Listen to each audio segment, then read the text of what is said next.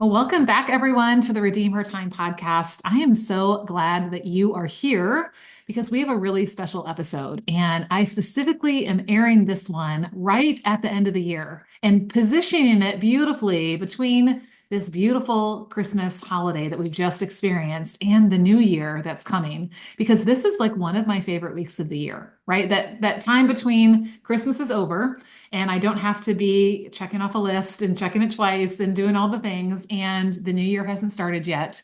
So there tends to be kind of this like, you could see it as a down week, but like for me, this is like a really intentional week about thinking about what God is calling me to in this next season, in this next year. And so I'm really excited for Sherry Ward to be here because the topic we're going to talk about today, I have a feeling has been on the hearts and minds of a lot of our listeners for quite a while. And yet, you've probably been putting it off because, quote, you don't have time, right?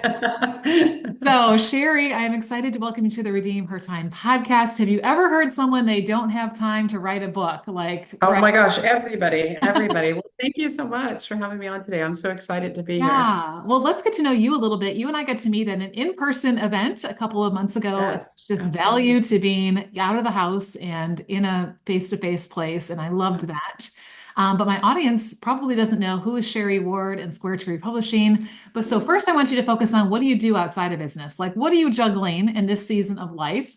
And then we'll dive into what you're doing through your business. Well, I've learned through your podcast I'm not supposed to say I'm busy. So Ah, I've learned that lesson. I am juggling quite a bit. I am the CEO of Squirty Publishing and Productions. So this last year we opened up a production house called Squirty Productions, and we just made our very two first movies, two congratulations. sci-fi thrillers.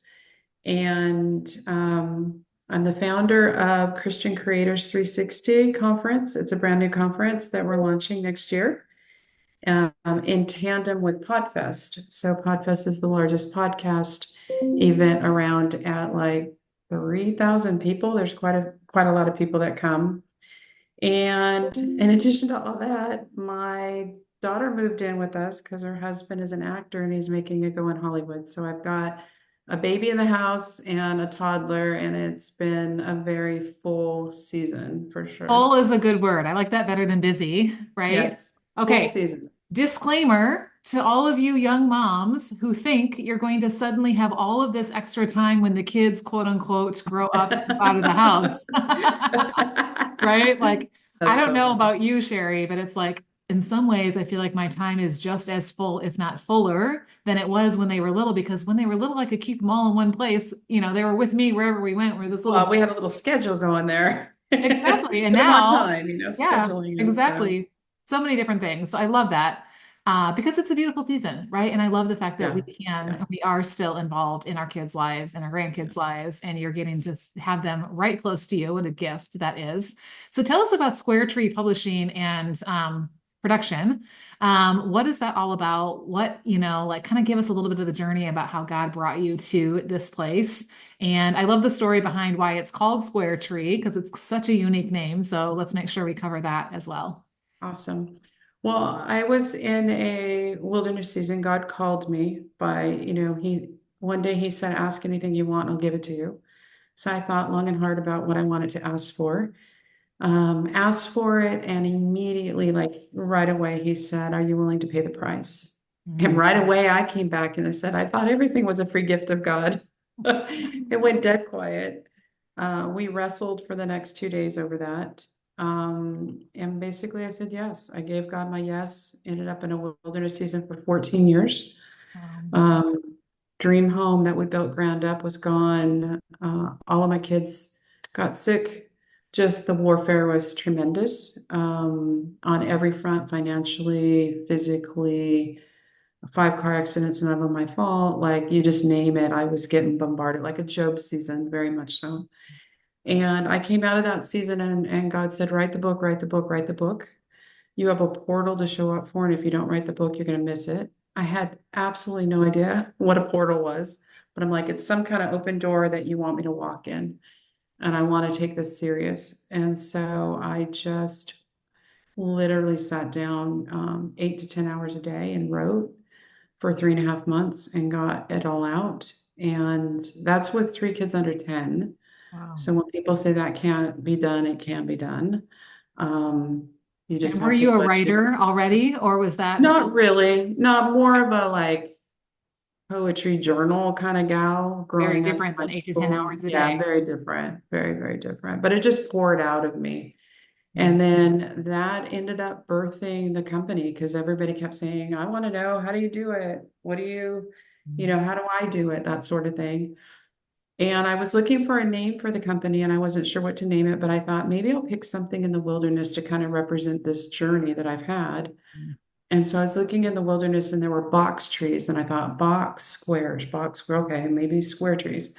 So I Googled square trees and there's only one set of square trees in the entire world Mm. and it's in the Panama Canal.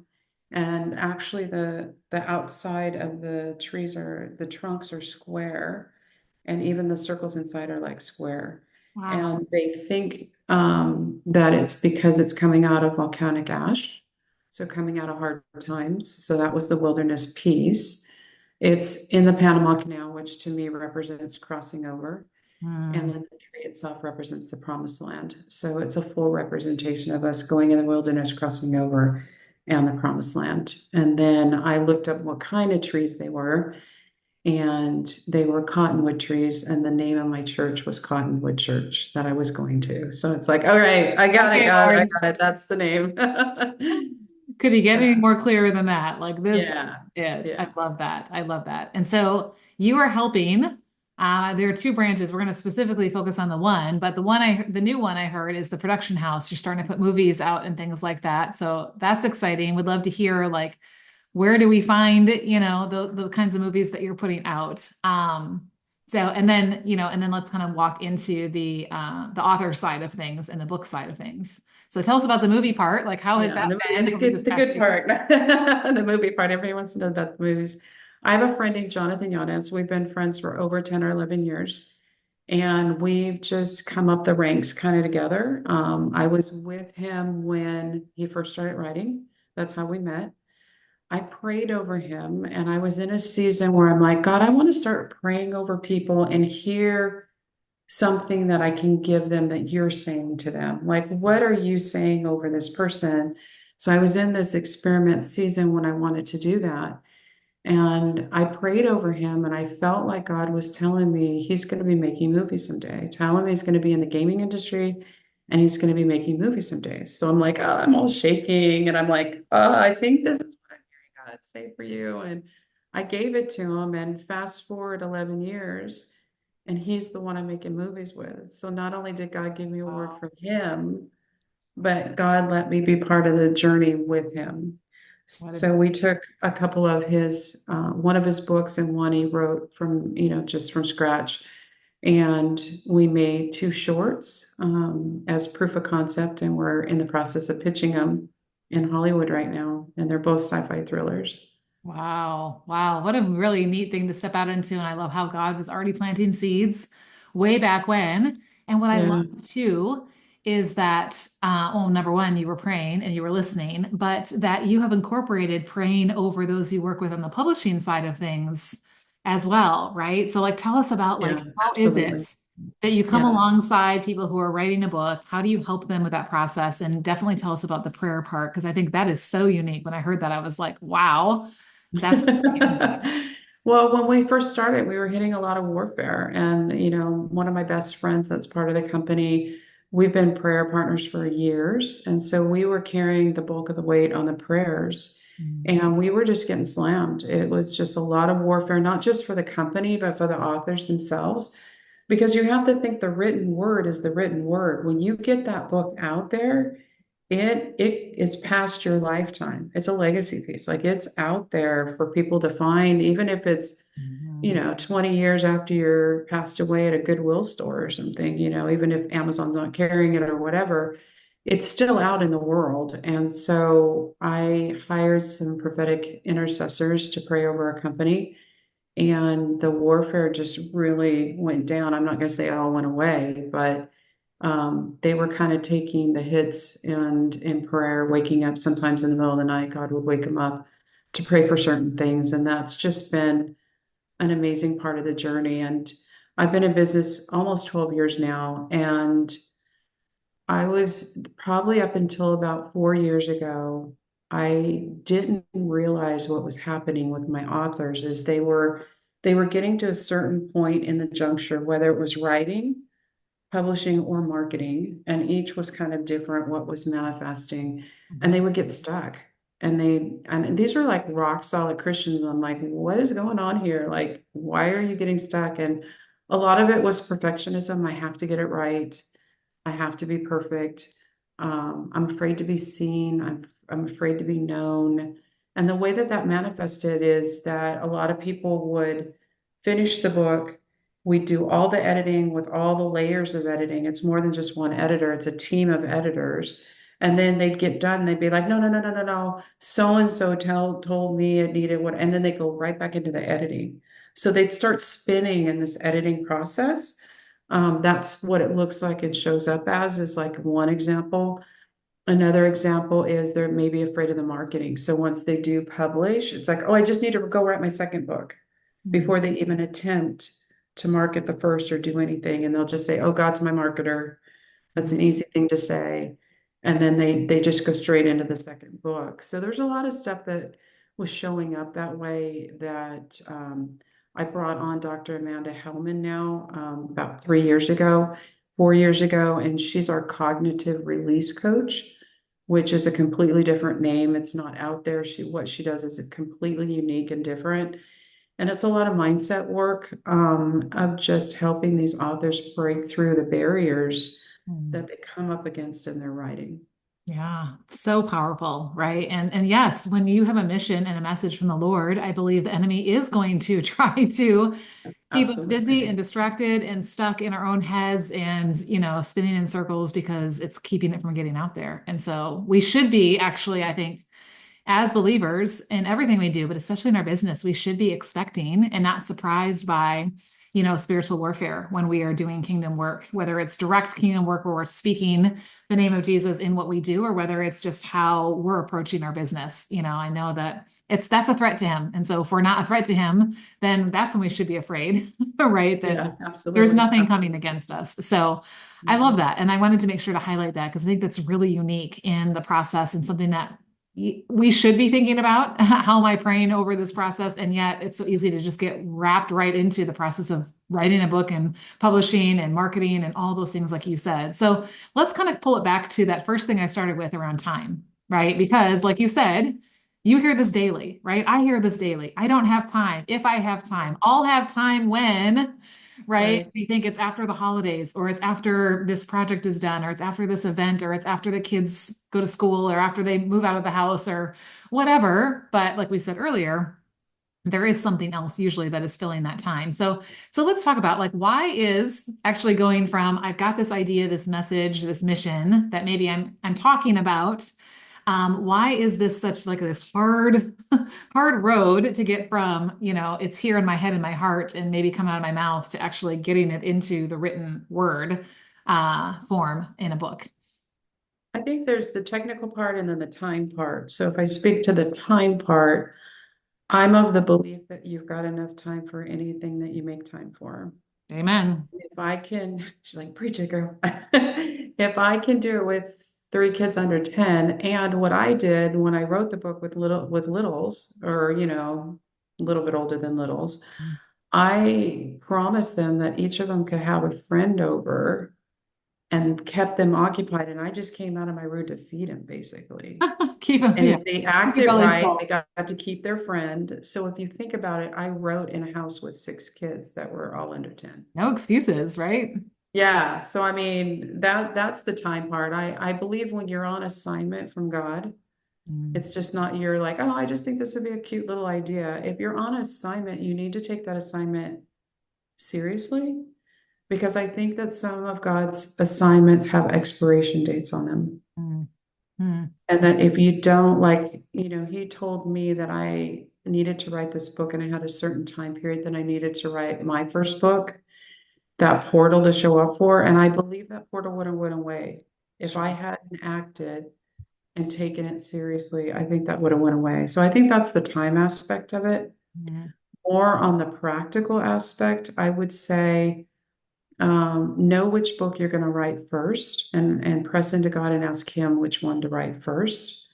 Because the worst thing you can do, Nick, one of my friends, Nick, from Morgan and James, I'm a good friend with him, and he says the worst book you could ever write is the runaway hit to the wrong audience. Mm, So you don't want to write a runaway hit, and it's just totally not, it's not geared for your audience. It's not helping you in any way. It's more of a vanity play. That's just not where you want to be. So I would say get really serious on which book. I think that's the very first thing. And then when you think about that, I would say what stories or what teachings or what thoughts are percolating to the top, mm, because you do not have to write in sequential order. mm, Sometimes people force that, but with creativity, your brain is going to percolate to the top what you should be writing first. And so I think it's that right brain, left brain, like just let things come out and whatever's coming to the top. And then later go back and edit. So don't write and edit at the same time. You've probably heard that.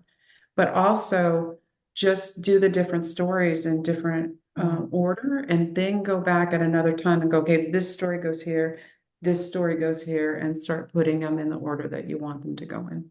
Yeah, I love that because I think we think, yes, everything has to be so linear and it has to be, I which for have to tell my me story in is, order, and it's like, yeah. Well, then no, you get stuck on the side of I don't know what comes between this and this, so therefore I can't, go any further because I have to get what's in between. Whereas if I might skip ahead to the next part, it could bring exactly what comes in the middle there. Now, I did notice yeah, you said exactly. something, and I want to come back to this. You said, I quote, know which book you're going to write first, which in my brain says that means most of us have more than one book in us. Yes. Yeah.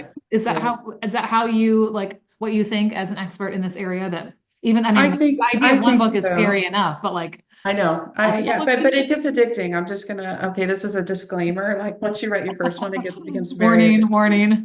Yeah. Warning, warning. Yeah. So I think it's just really important knowing which book to write first. And I am going to speak to this in terms of business women.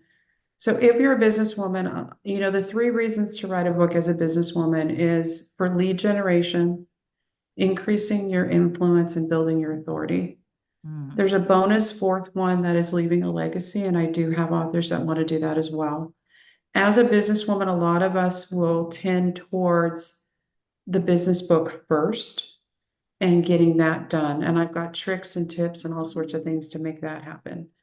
But however, I have seen over and over and over again a pattern that the Lord has done where He starts that woman off with her memoir. mm, The reason why He's starting it off with her memoir first is for healing, mm, because where He wants to take them, where He wants to launch them to, it needs the healing first and the story and the trauma and the memoir to even write the business book so that He can launch you where you want to mm, be. And that's the pattern I've seen. So that's why when I say, which book are you writing first? If you're a businesswoman, you're like, I just want to write that business book. And God's like, no, you need to start with the memoir. Don't fight Him on that, because there's a reason why He's doing that first. Again, I have just seen this pattern. I mean, because I get, to see all these wonderful authors and businesswomen. And so it's really fun because I get to see all the patterns and everything. So I've had the privilege of just seeing kind of this whole pattern that God brings them through. yeah, what a beautiful thing. And I think I love that you brought that out because I think so many of us, especially in business, we're like, oh, I'm building my authority and I've got to be seen as, for Right. me, the untime management expert. And, I know there's a book in there about it, but you're right. There is so much of a story behind it. And I think that will give even more credibility to the business book when people have really have a sense of what your journey has been, as well. And Yeah. that you didn't have Yeah. this all figured out. You didn't come out of the womb doing whatever it is Right, right, you right. do I in the wasn't way this that you do it. overachiever overnight. Yeah. Exactly, Yeah. exactly. So, let's talk about this because I love how you have a really unique spin on this. Okay. The world is out there saying, launch your thing, right? So, we're talking specifically about books, but maybe it's launch your program, launch your, Right. whatever it Right. is, right? So, let's Right. say launch your thing, your book, right? But you have a very different way that you approach it and help people with that. So, like, what are maybe some of the the things that the world is saying, and how are you countering that with this different way of looking at it that you're teaching people about? I think what the world says is like you know, like what you just now said, where it's like, go launch your company, go launch the service, and go launch the book, go launch all of that. And I was at a challenge with Dr. Amanda, who's our cognitive release coach. And during the challenge, I always prayed into the challenges and stuff. And I felt like God was saying, I'm more concerned with launching the person Mm. than I am about their book, service, or product. And to be honest, when he gave me that, I'm like, okay, but that's not, how are they going to respond to that? That's Like, not that's kind of sexy. Yeah. weird. It's not sexy. It's weird. It's like, do I even, is that just between me and you? Or do like I share it? I'm not sure. And so just randomly in the challenge, I shared it and everybody just lit up like it was a word for the season. Mm. And I really feel like it is a word for the season for this next year. Um, that it's time for God to launch you, but that means sometimes going seemingly backwards for the healing to then launch. And again, I've seen it over and over and over again. And the ones that have launched the furthest have been the ones that have, gone in for that healing for the most part. Yeah. Wow. So I've got a new book coming out. Yeah. Yeah. Tell us what it's called. Launching you. Launching You. When's it coming Launching out? you. January. It's coming out in January. January. Okay, so I'm just really in just a few excited. days, you guys. So we'll make sure that we get the information for you to be able to get that. But here's what I love about that. Because I mean, God is so much more concerned about who we are being versus what we are doing. The doing is the context of how we live out the being. And yet we so often focus on the doing part, right? And the I'm an author, I wrote a book. I'm a coach, I have a program. I'm an inventor, I have a product. I'm a author, I have a book. And there's nothing wrong with that. But what I hear you really getting at is this deeper identity core. Um, that's Yeah. behind what this thing is just the representation of what's really going on inside of here, right? So like how do you see when people start shifting and the book has yet to come out, so I don't know how much people have actually gotten to implement what you're teaching in it, but or what do you foresee there being, what kinds of shifts will happen when we focus on launching the person over launching the book or the thing? I've done some really deep work with Dr. Amanda over the last few years, and so that's why she's on our team now. Like I hired her, she's one of our authors. She's just phenomenal. And so I've done some deep work and there's stuff, as a high driver, I mean, I'm an only child, so you look at the whole Enneagram thing if you're into that, or like any of the birth order stuff, like you look at a firstborn child and an only is like, you just supersize that, Yeah.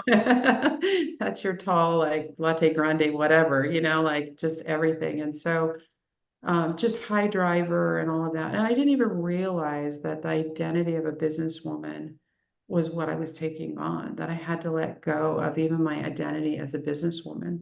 Because Mm. ever since I was little, like that's all I ever wanted to do, played Monopoly, the whole thing. And so with everybody, it's different of what's being broken off of them.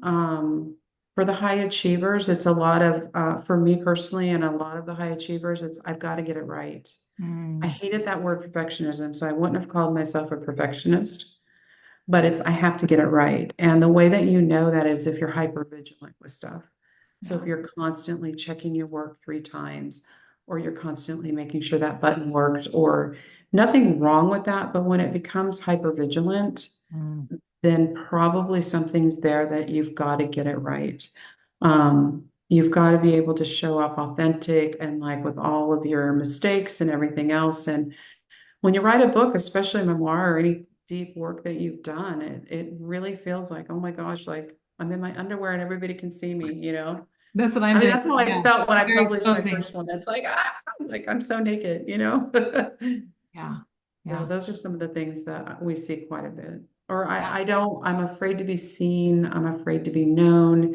And Mhm. it all ties back to the trauma because for many women, I would say the bulk of the women have been through trauma of some sort. Yeah. I mean, the stats are huge on the trauma levels. And so it's kind of how you compensate it for the trauma. And the high driven women have trauma as well. They just manifest different. It shows up differently We on how mask it really well too, we right? mask it, and then we think, oh my gosh, like, oh, they're fine. And it's like, oh no, they've got plenty of trauma that they need to deal with as well. Yeah, So yeah, yeah. And then there's a facade. I mean, thinking back to Dr. Jennifer Blossom, who was at that same event, and she was just recently on the podcast as well. And like it's just we're just covering up these layers of things.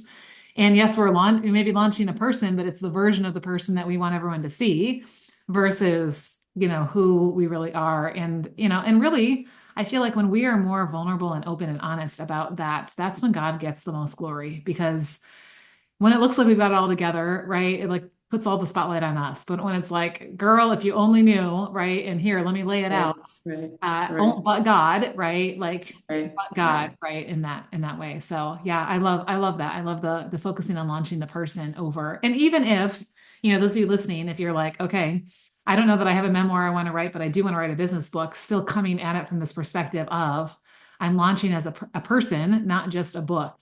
I think will bring Right, a whole right. different perspective to how you're writing and how that comes out in the impact that it has. So let's go back to that timepiece Can because I add one yeah, thing to that? please do. So one thing I would add would be to put both of those together. So say Mm, it's maybe not a memoir and it is a business book that you're going after first. I would suggest doing a story first, mm, and you can use something from your own life. Um, so my launching you book, this is a little different, but my launching you book, I have a NASA story because I used to work for Rockwell International as a computer programmer back in the day, started as an intern. So like every chapter starts with a NASA story, and then I build in the teaching to that because mm, people lean into story. yeah. And so if you want to put a personal touch in there, I would put a personal touch in there about your own story and maybe something that you struggled with. Mm, Because if Superman did not have kryptonite, he would not be appealing.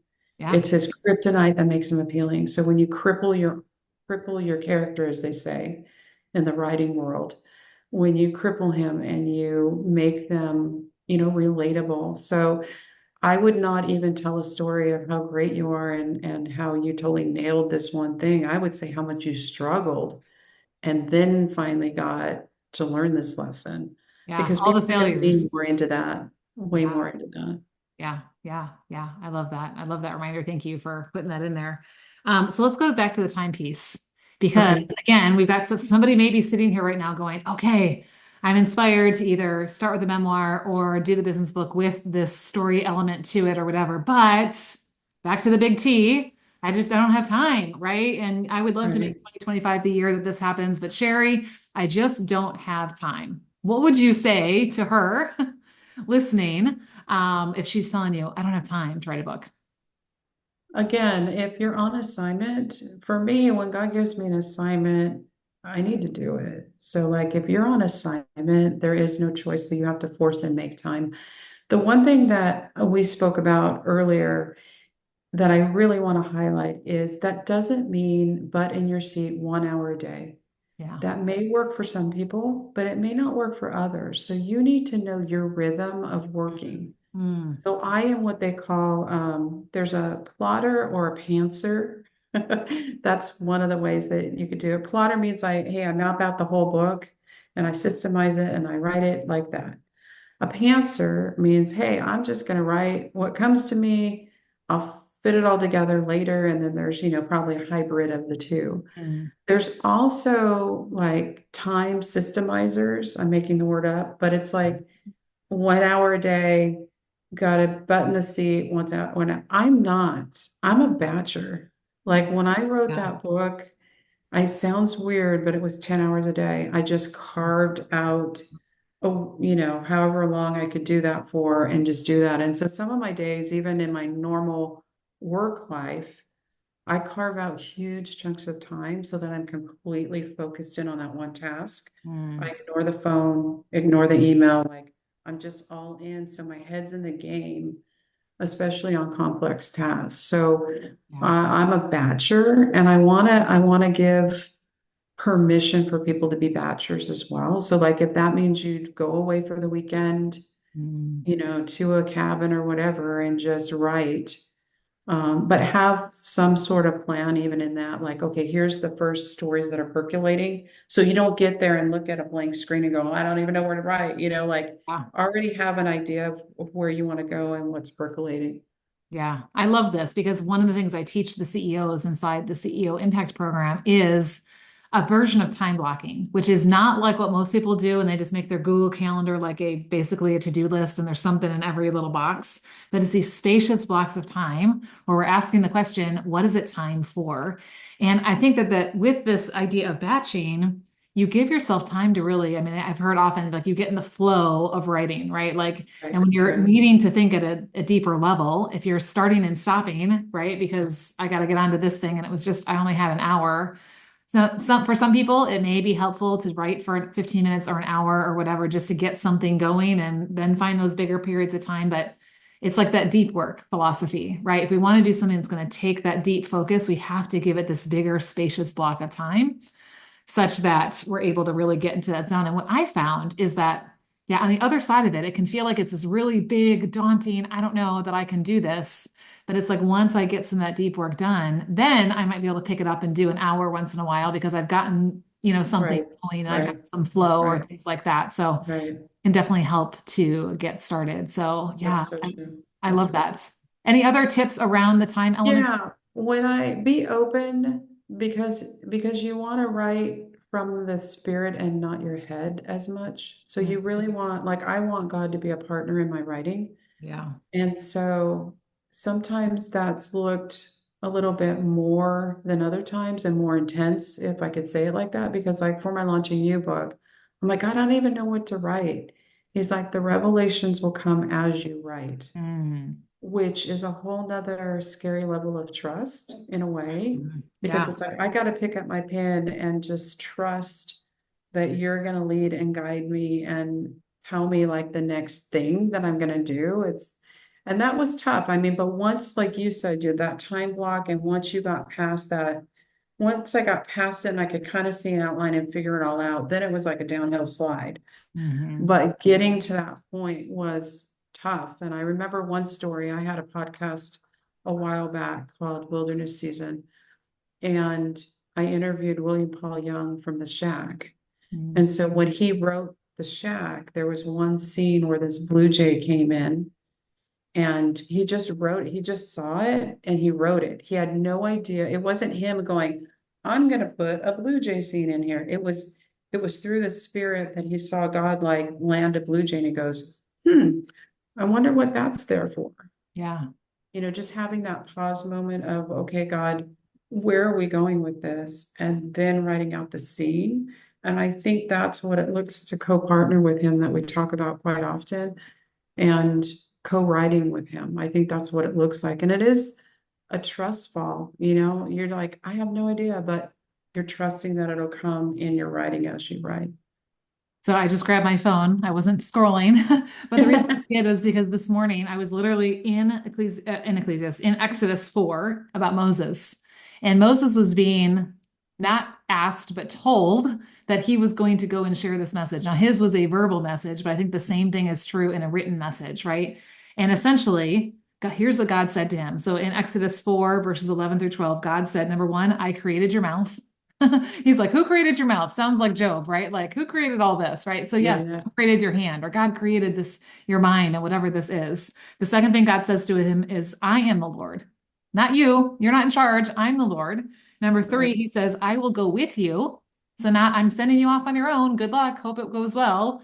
And then number four, I will teach you what to say, I right? love it. What a beautiful way to apply this also as well to this area of writing because it could be really scary. God, I'm not a writer. God, well, I don't know. I can't fill a whole book. Like I could fill a pamphlet, but I don't know if I can fill a whole A book or, pamphlet.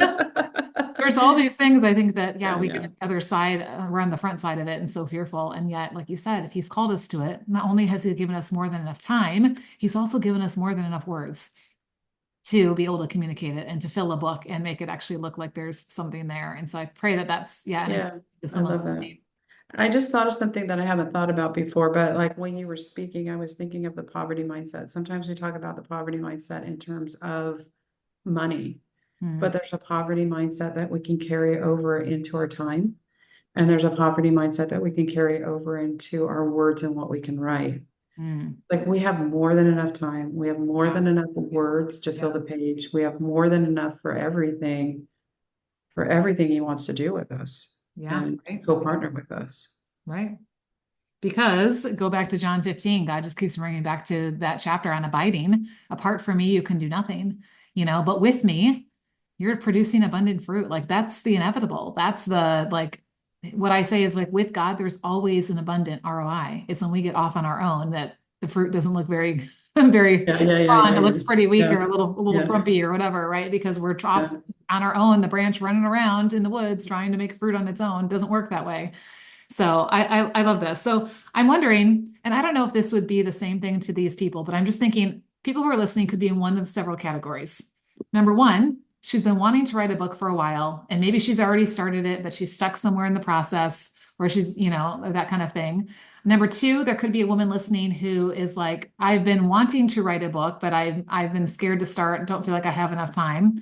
Number three, I think there could be a person listening that's like, I've never considered writing a book, but I'm kind of intrigued. And number four, there's that person going, book? Are you kidding me? No way. So maybe those are four totally different people. But like, I want you to speak to a woman listening right now. What would be that like one word of encouragement that you would say to her as she's looking ahead at this next year and as she's wondering, could I, should I, will I, like whatever those things are, like what would you say to her at that place where she is? No matter where she's at, I keep going back to this interview specifically, your assignment. You have to know your assignment. What is your assignment? Yeah. Yeah. And what I tell our authors quite a bit is give God your yes when it makes no sense. Mm. The woman with the prophet Elijah that came to her that, had her last meal ready to give it, ready to die and all that. He said, give me your last meal. Like, Mm. just the circumstances. So many times, people are like, oh, I can't write a book because of time. I can't write the book because of money. I can't write the book.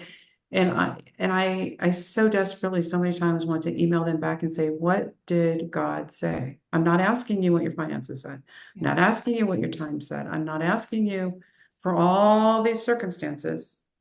What did God say that you're supposed to do? And then do it. I know that it's so simple, but I have seen, especially since bringing on Dr. Amanda with the mindset stuff, I've seen so many crazy financial miracles. Wow. I had a gal that was single mom, and she's allowed me to share this publicly. She was a single mom, $11,000 in debt, missionary teacher, and wanted to give money to her favorite missions organization. And she says, Lord, I really want to give $10,000, like a crazy amount. She's like a single mom, $11,000 in debt, telling God that she wants to give 10,000 to her favorite missions. And she wanted to publish a book. And literally within weeks, a piece of property she forgot that she was a part owner on, like sold for like she got a check for like $80,000, like out of the blue. Like I had a lady go through her closet Mm. and she cleans her closet and finds an eyeglass case that has $4,000 cash in it. She doesn't remember putting it in there. Ah, Like just yeah. like that's on the financial side, but like after giving God your yes, like one of my authors spoke to the United Nations. One of my authors started doing some lobbyist work in Washington. Another author got asked to be on a governmental board for homelessness. Mm. Like you have no idea what's on the other side of your yes when you just give him that yes. Mm. And will it cost you something? Absolutely. It's going to cost you something. And Yeah. we can't stay in our comfort zone. We've got to pay the cost because we have absolutely no idea what's on the other side. Yeah, because that's costing us too, right? Staying in our comfort zone is costing us what God has for us on the other side. And yeah, won't He Absolutely. do it when we plant those seeds of faith? And I have seen it in my own life. I've seen it in clients' lives where they're like, listen, I don't have the money, but I'm trusting. And then God, like brought the money from something that they didn't even remember or know was coming. And it was the exact amount they needed. And, God's just, He works like that. And He is always saying, trust me. Trust me, trust me, trust me. So I love this, Sherry. You've been so encouraging, inspiring. I know there will be a book one day. Yes, you and I have talked from Yay. I teach and all of that. So I will be anxious to have someone like you on the journey with me.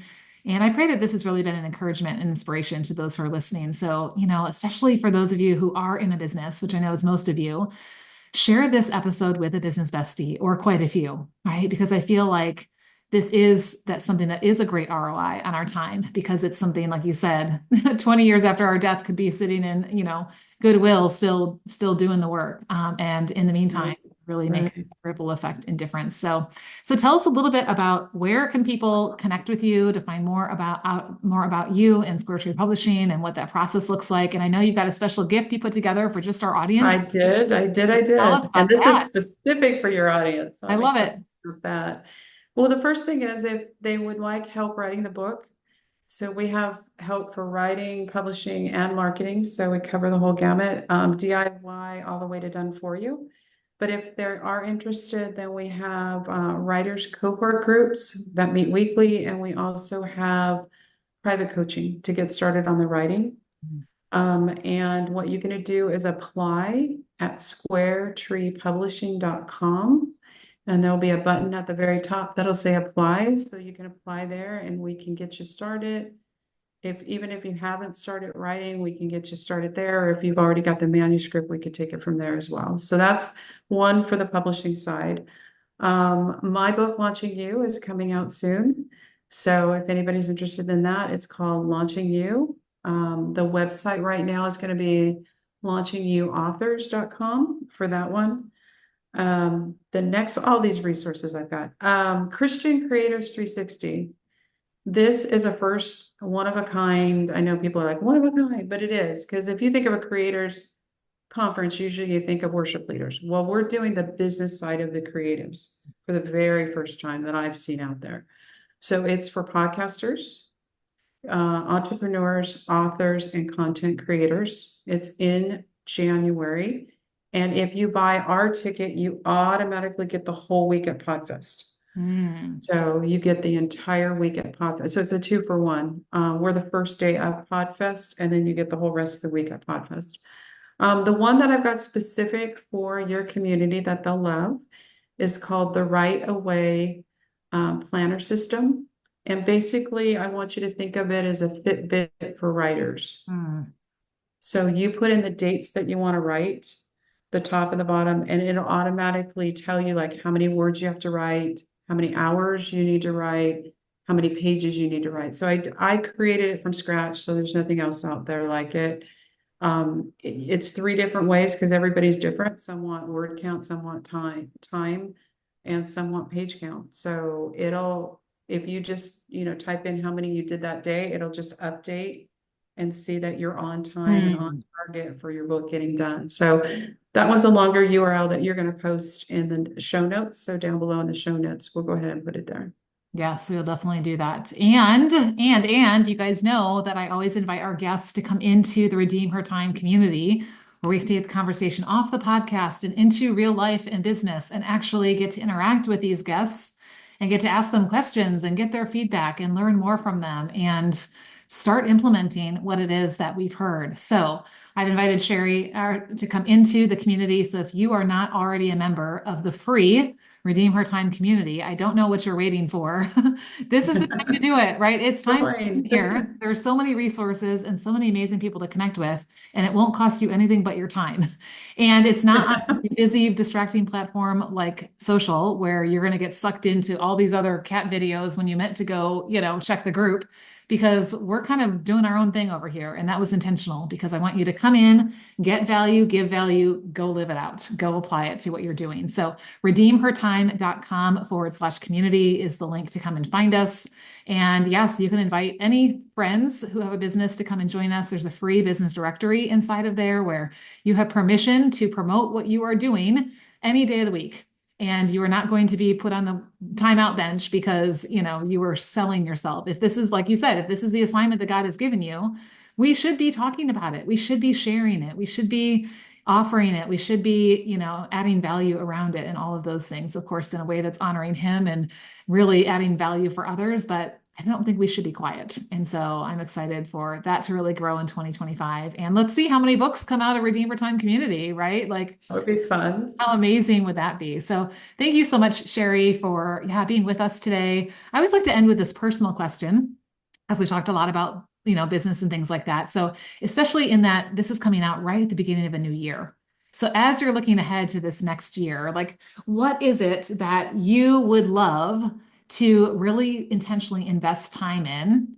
And what is your ROI why? Which is just another way of saying like why does the outcome of that time really matter for you as you head into a new year?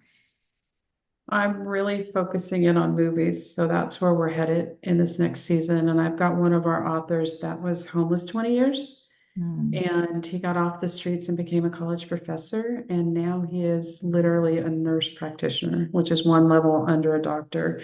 So it's kind of a pursuit of happiness type movie that we're going after, and we're looking for the funding this next year. So that's what I'm going after this year.